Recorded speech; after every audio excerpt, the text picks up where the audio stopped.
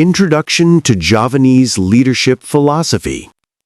Before we begin our discussion, I hope you will all start getting accustomed to hearing foreign terms from Sanskrit, as they form the basis of the doctrines, teachings, and leadership philosophies discussed in this audiobook. Let's take a gentle walk into the world of the Javanese people, a culture shaped by thousands of years of living close to the earth, to each other, and to the unseen.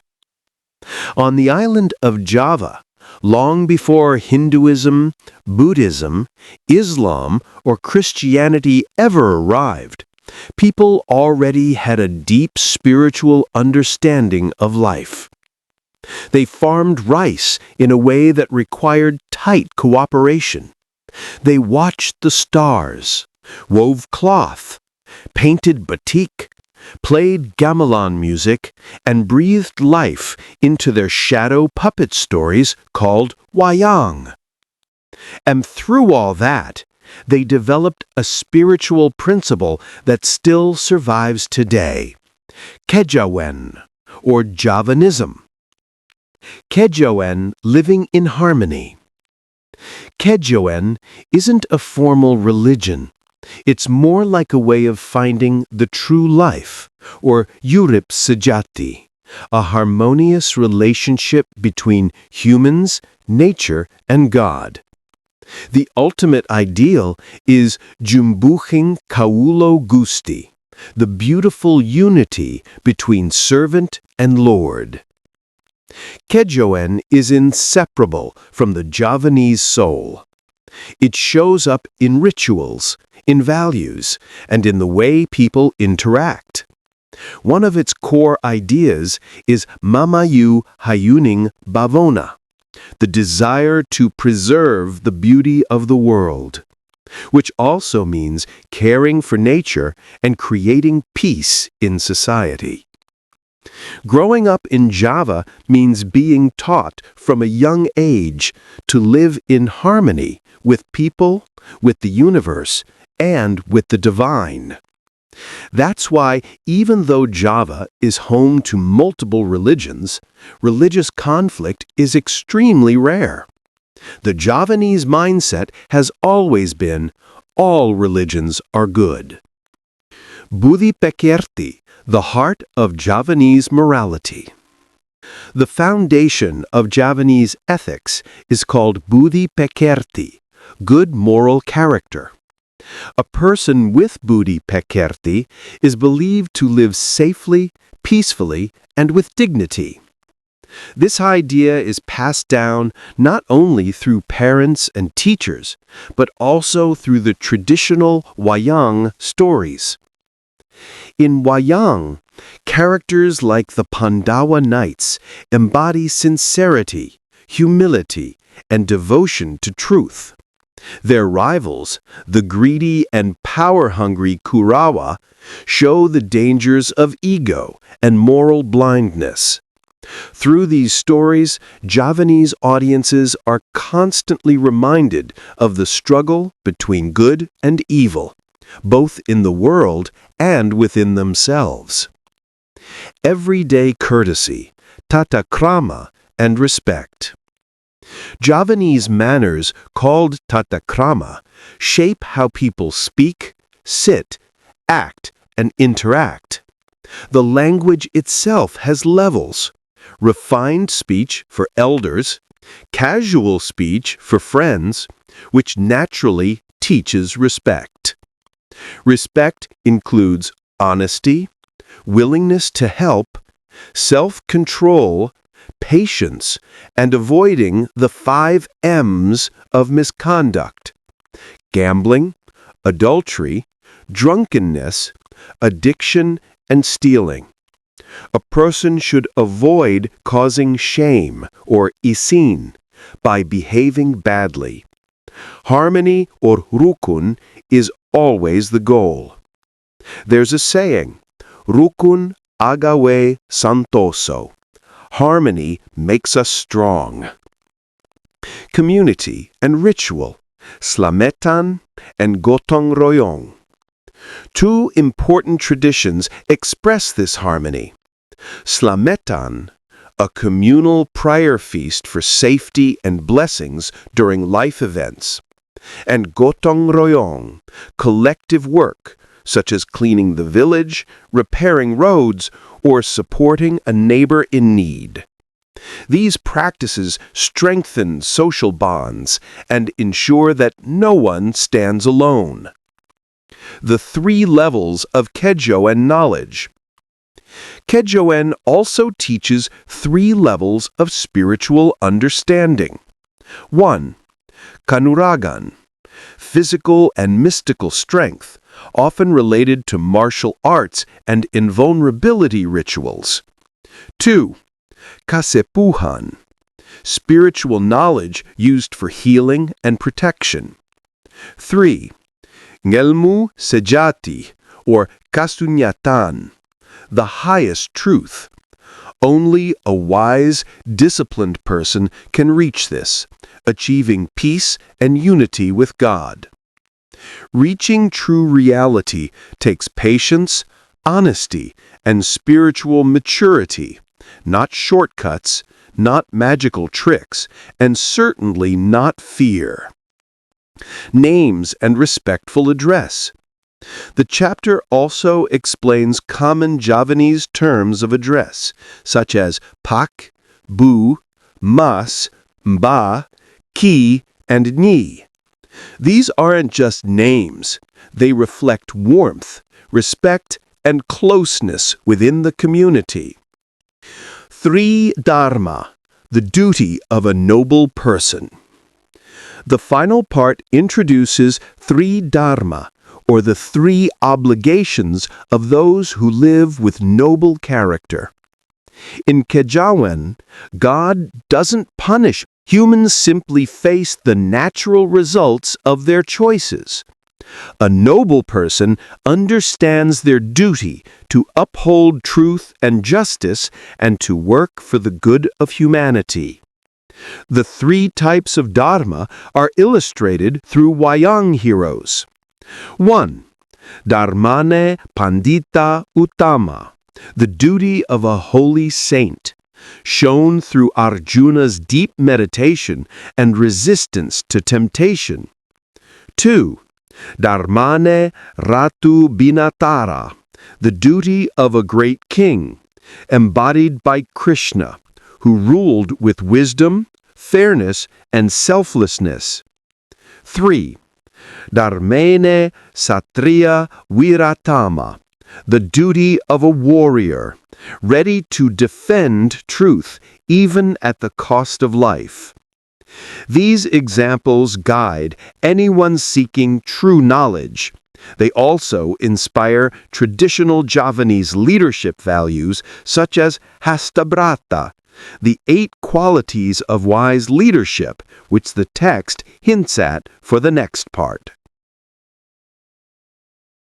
Principle number 1. Leader with earth character, or Lakuham Biginkisma. When we talk about leadership in the Javanese tradition, one of the most beautiful ideas that appears is the idea of becoming a leader with the character of the earth. Just think about the earth for a moment. Since ancient times, the earth has been our foundation, steady, strong, and safe beneath our feet. No matter what humans do to it, the earth keeps giving. It grows plants for us, provides shelter for animals, and even hides treasures like gold beneath its surface. It never asks for anything back. This is exactly the kind of spirit a leader is expected to embody. A leader with the character of the earth lives by the principle Sepi ing pamri rame ingawe. It means working hard without expecting rewards, being someone people can rely on, someone whose dedication isn't shaped by personal ambition. A true leader provides what the people need, not because he wants praise or power, but because it is his duty. But today, things often look very different. Many leaders rise to power by asking the people for help, then forget those very people once they've reached the top. Politics becomes nothing more than a transaction. Give and take, buy and sell. The ancient Javanese would say, that is not leadership, that is business. A real leader mirrors the earth's generosity. Just as the earth gives life to every creature that walks on it, a leader should show affection to all people regardless of who they are. And just as the earth continues to heal itself despite damage, a leader should keep nurturing his people, helping them grow, even when circumstances are difficult. Because the earth doesn't only support life, it creates it.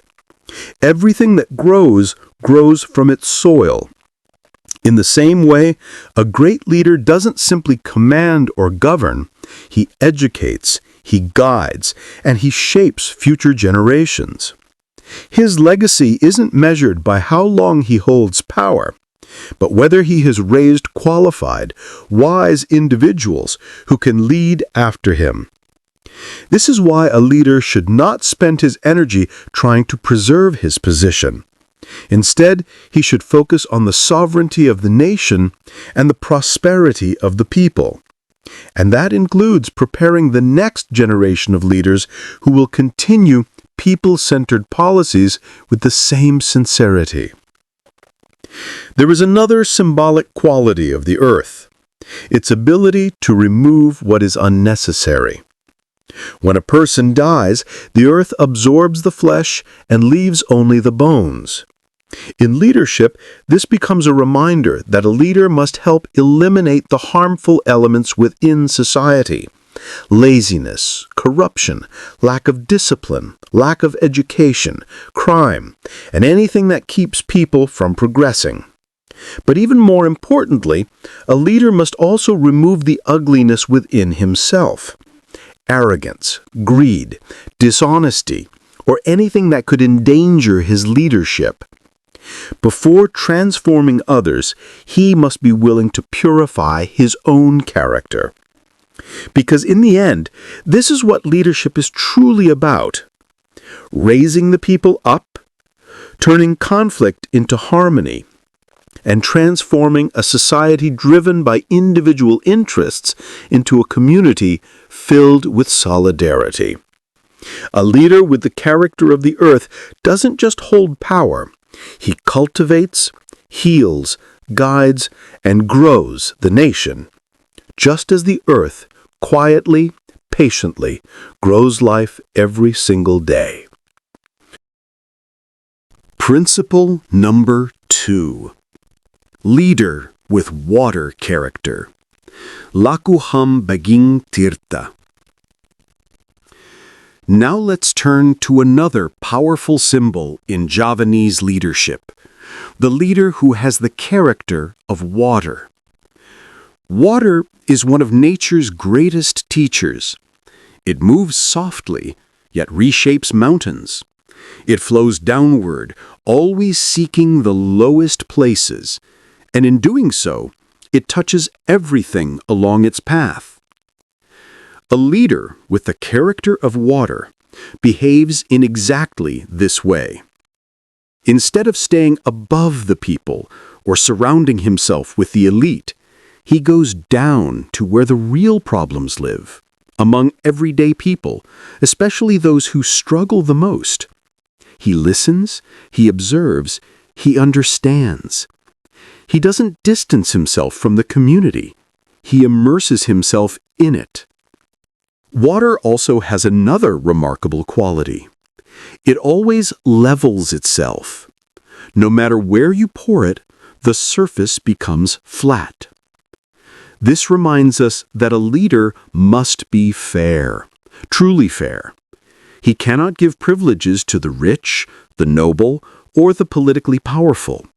He cannot bend the rules because someone has status or connections.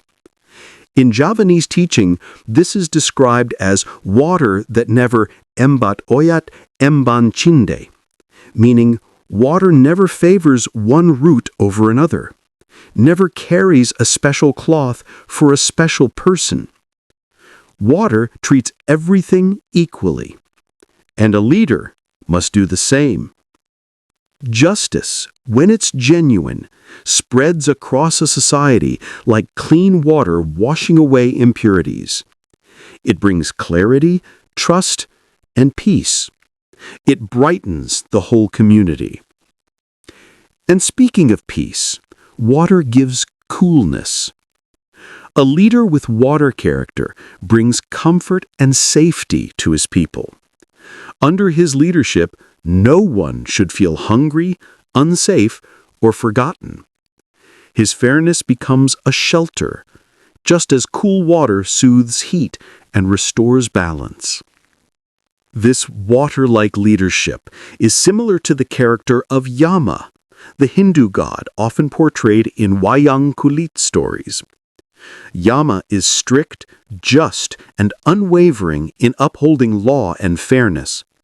He doesn't bend the rules even when it's difficult. But Yama also has a cloud-like nature, the ability to gather negative or useless things and transform them into something meaningful. Just think of how clouds gather water vapor, meaningless on its own, and turn it into rain that nourishes the earth. A good leader does the same. He empowers people, even those who feel lost or unproductive, and helps them become better versions of themselves.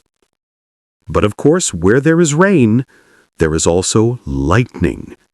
This lightning symbolizes justice, the leader's ability to detect what is right and what is wrong.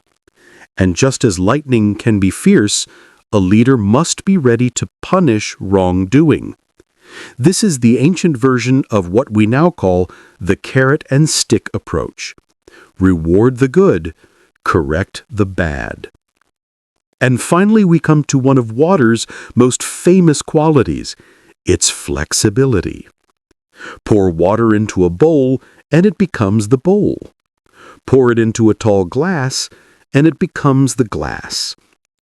This is the kind of adaptability a leader needs.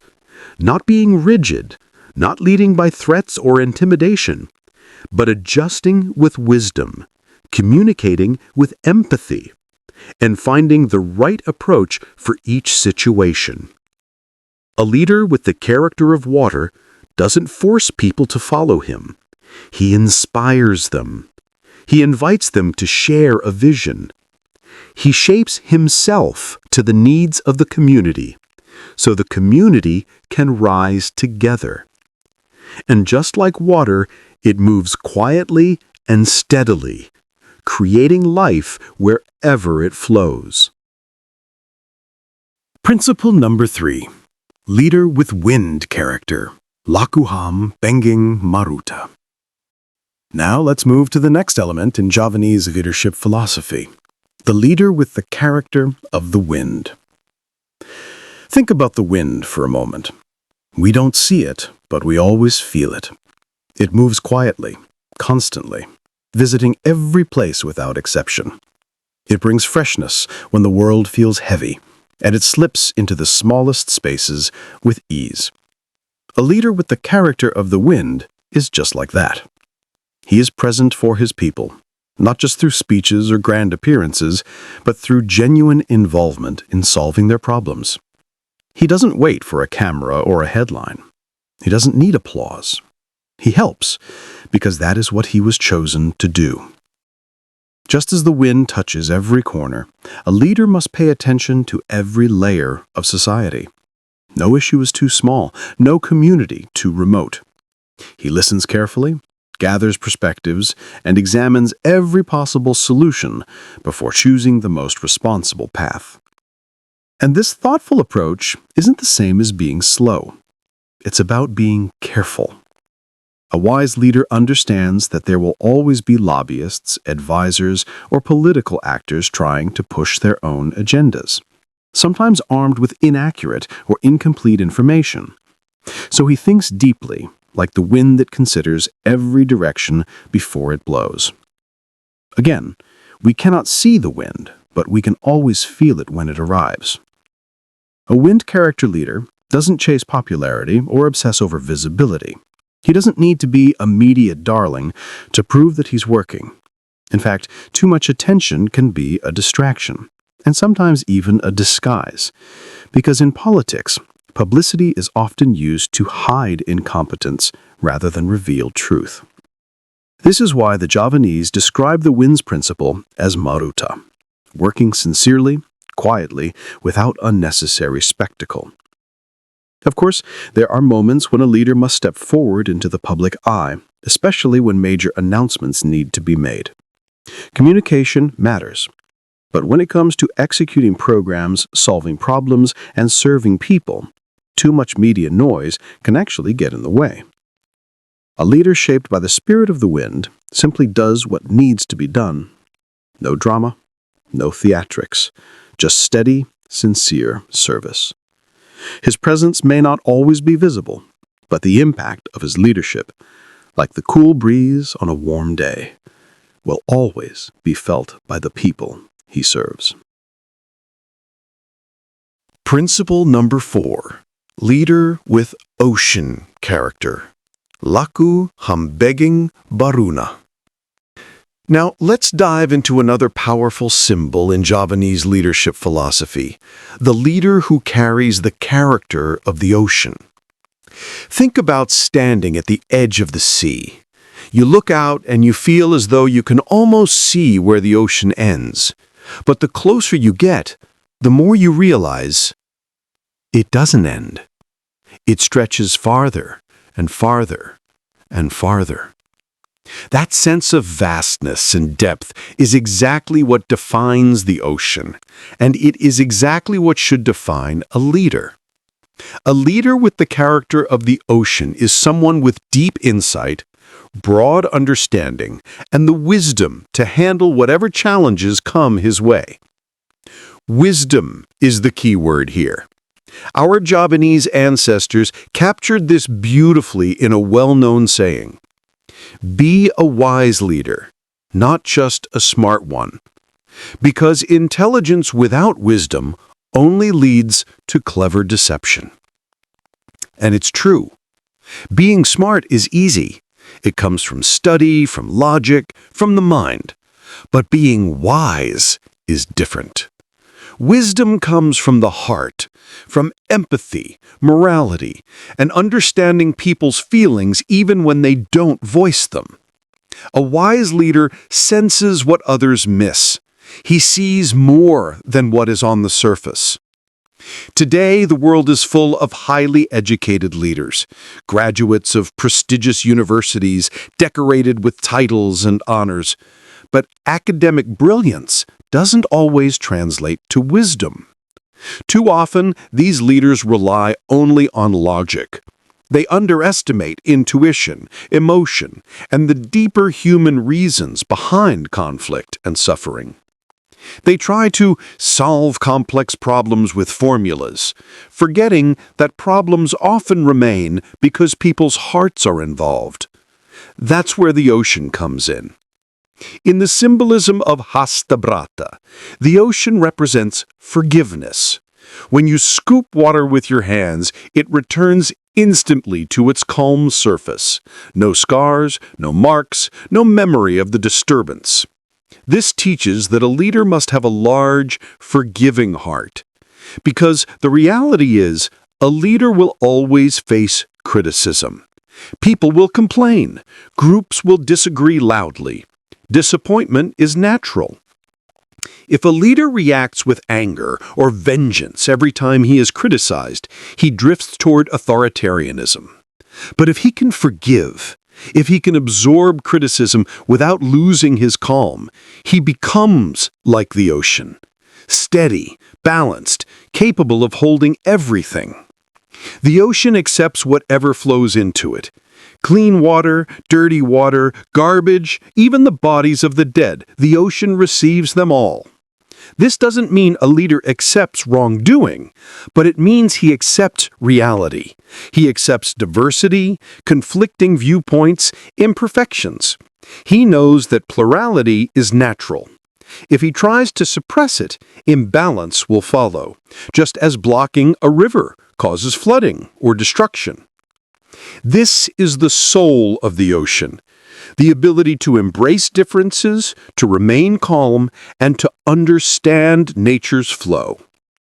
Modern management actually echoes these ancient teachings. It says a great leader must have three things. 1. Insight or knowledge. 2. Capability, the skill to act effectively. And 3. Morality, a noble attitude. In Javanese thought, these form the unity of Chipta, Rasa, and Karsa. Chipta, the power to think, create, and improve. Rasa, intuition, sensitivity, the ability to feel. And Karsa, willpower, dedication, and commitment. When a leader possesses these three qualities, he becomes like the ocean, deep, steady, wise, and endlessly giving. So the real question for all of us is this: do we carry the character of the ocean? Are we wide enough in our understanding, deep enough in our compassion, and steady enough in our forgiveness? It's worth taking a moment to reflect on that. Principle number 5, the leader with a moon character, Laku Hambeging Chandra.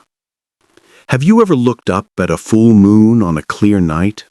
It's beautiful, isn't it? Its light is soft, calming, and it shines for everyone equally. It illuminates the darkness without any harshness or heat. This is the perfect picture of a leader with the character of the moon, or what the Javanese call Laku Hambeging Chandra. Just like we love to gaze at a full moon, we should feel proud of a leader not for their expensive suits or powerful image, but for their positive influence. A moon-like leader earns respect through their wisdom and character, which genuinely make people's lives better. So, what does it mean to lead like the moon? First, be a light in the darkness. When people feel lost or confused, a moon-like leader provides vision and guidance. They become a torch, helping everyone find their way. Second, lead with softness and sensitivity. The moon doesn't force its light upon the world, it offers it gently. In the same way, a true leader establishes their power not with shouting and commands, but with affection, wisdom, and a deep understanding of people's needs. They provide enlightenment and empathy, especially in times of trouble. When dealing with the less fortunate, they don't judge or humiliate. They are fair and compassionate. Now, to understand why this is so important, we need to look at the culture. In Indonesia, and especially in Java, society often works on a patron and client basis. This means a leader is seen as a patron, a father figure, a role model. It's like the relationship between a parent and a child. The child naturally looks up to and imitates the parent. So, if the leader, the patron, does bad things, how can we expect the people to be good? There's a famous Javanese proverb, Agana Ageming Aji, which means the king's religion is the people's as well. People will follow what their leader believes and how he behaves. This is a huge responsibility. It means that being good cannot be an act. A moon-like leader doesn't do good things just during an election campaign to get votes. That's manipulation. For them, doing good is a natural, conscious responsibility. It comes from the heart. It's who they are. If they were to stop, they wouldn't be themselves anymore. A leader who only pretends to be good might enjoy the false praise for a while, but when their time in power ends, that facade will crumble, and the fall will be painful. A true leader with a moon's heart does good things out of genuine consciousness. They don't want to be falsely praised. They strive to be good because they are working for a greater cause, to truly improve the lives of the people they are privileged to serve. Principle number 6. The leader with the sun's character. Laku hambeging surya. Picture the sun. It rises each day without fail, showering the earth with light and warmth. It gives energy to every living thing, asking for nothing in return. It's constant, reliable, and life itself depends on it. This is the powerful model for a leader with the character of the sun, or Laku hambeging surya. So, what does it mean to lead like the sun? First, be a source of energy and growth.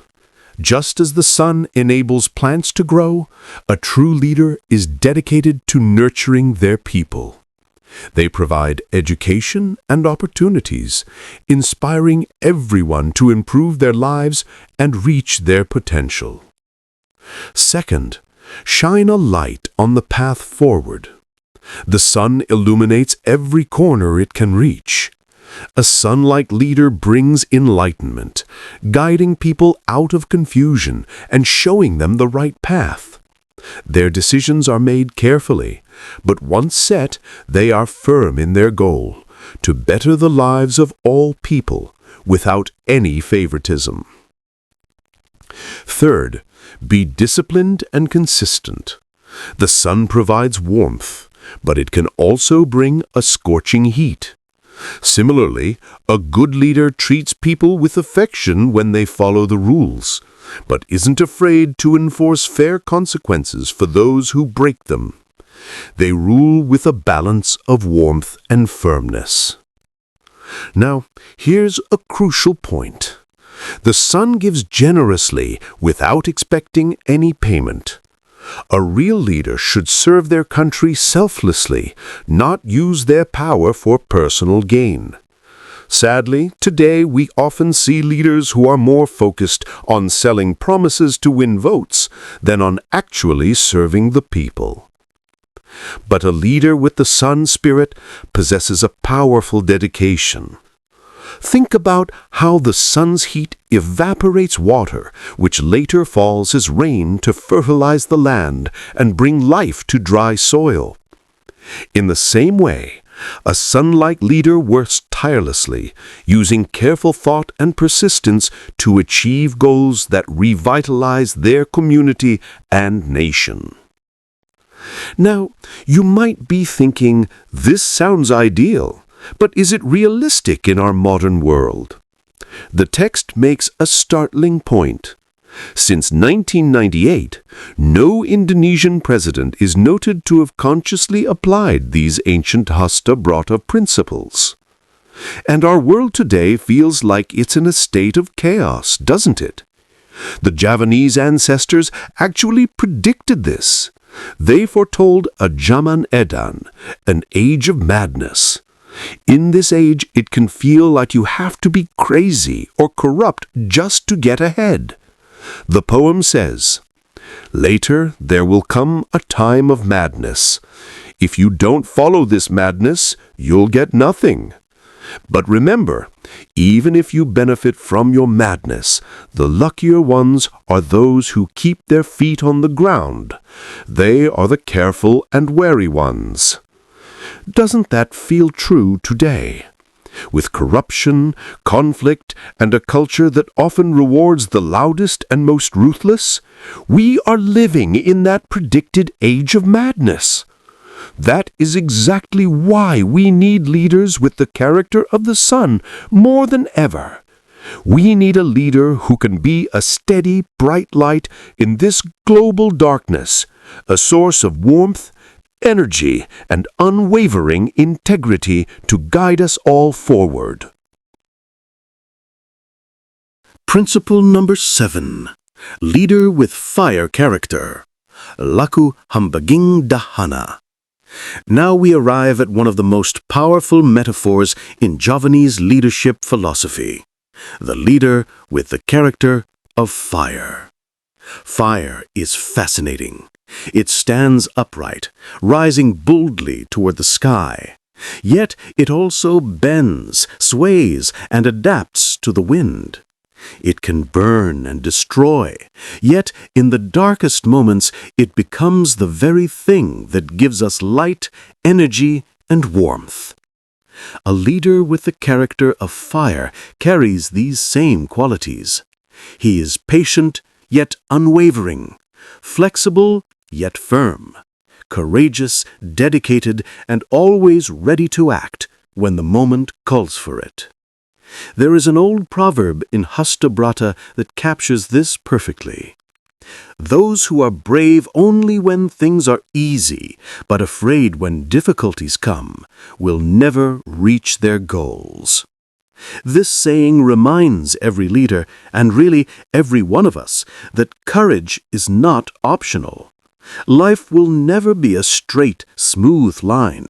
Challenges will come, and problems will appear even when we least expect them. Running away is easy, but solving them is what defines character. For a leader, those challenges are even heavier. He carries not just his own problems, but the problems of his people.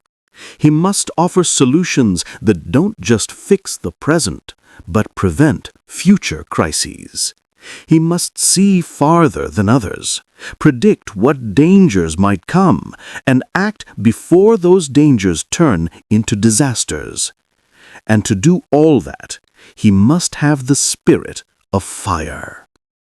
A fire character leader also lives by a crucial principle in Javanese wisdom. Sabda panditoratu, tan kana wolawali. It means a leader's words carry the weight of a sage. They cannot be inconsistent. When a leader says something, he must mean it. He can't say A one day and casually change to B the next. People can't follow a leader who keeps shifting direction. A leader's clarity becomes the people's clarity. His confusion becomes their confusion. Consistency is the flame that guides the nation. A leader with the character of fire always thinks before he speaks. His words are not thrown carelessly. They come from deep consideration and logical judgment.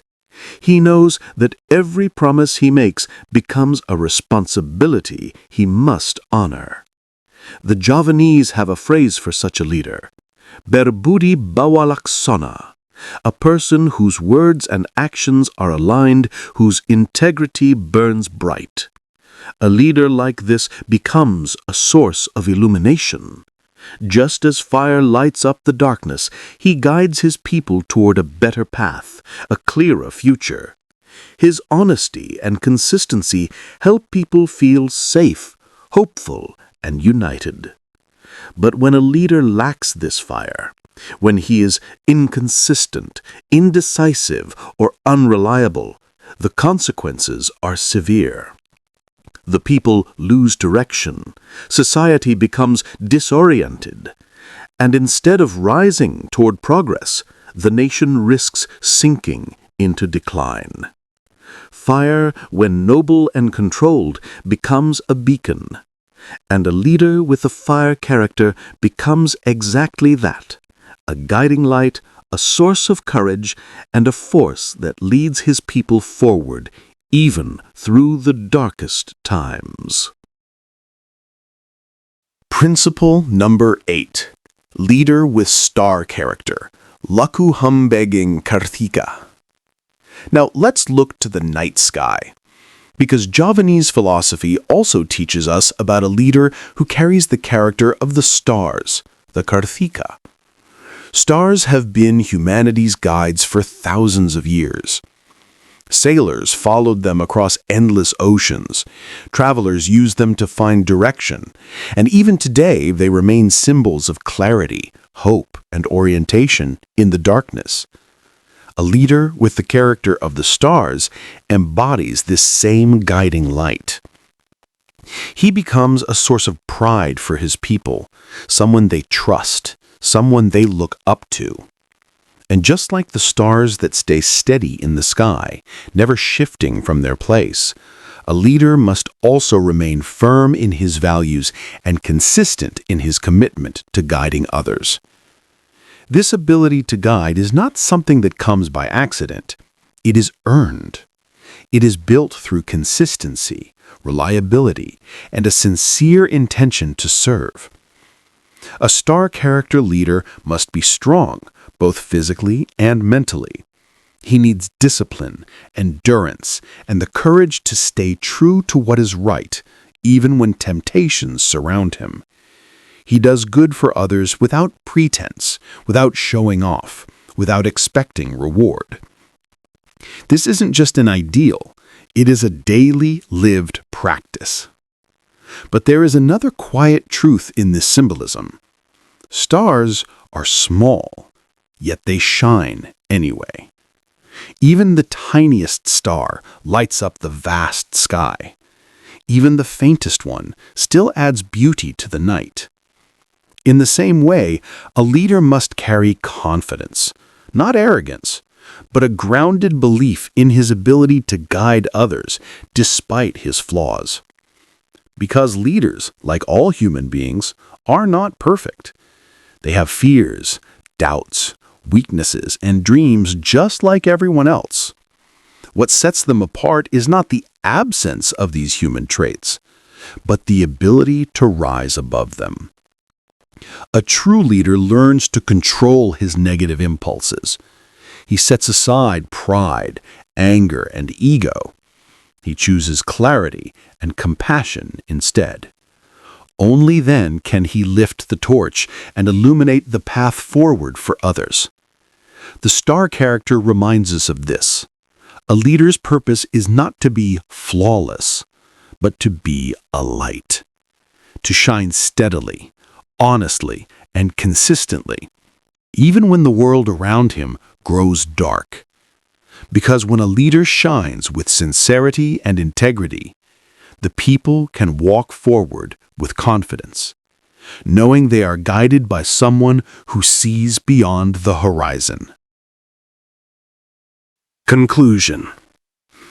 The Javanese philosophy of leadership, especially Hasta Brata, has a very deep and universal meaning.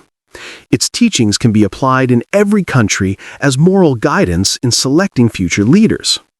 Within this context, Hasta Brata is in line with and can even strengthen the modern democratic system to bring out truly qualified leaders that are needed by the people, instead of a leader groomed by the media, television, internet, and surveys.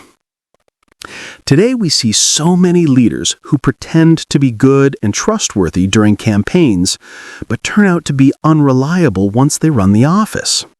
This is evidence of the absence of a leadership philosophy that should be held as a moral standard. Most elected leaders today are solely the result of a political pragmatism process to achieve the highest position in the country. Even in Indonesia, the birthplace of this philosophy, leaders are elected solely because of a political process without regard to moral standards. Leaders are chosen merely because of concessions among political parties, and even if a leader is elected by the people directly, such a leader only appears good because of the role of mainstream media, as well as unobjective surveys or pollings. People should have a moral reference in electing their leader, and for that reason, Hasta Brata plays a critical role in society. Hasta Brata can use as a tool for the people to control their leader. If the leader deviates from the rules, then they have the absolute right to revoke the mandate they have given to him. Hasta Brata serves as a sharp knife to the top leaders and protector to the people. Leaders who implement Hasta Brata in their leadership will be respected and remembered forever, and possibly be elected many more times. But if he does not, he will fall in disgrace and be condemned by the people. At last, hopefully, the simple audiobook can be a positive contribution to leadership values and provide benefits to anyone who reads it. Thank you very much.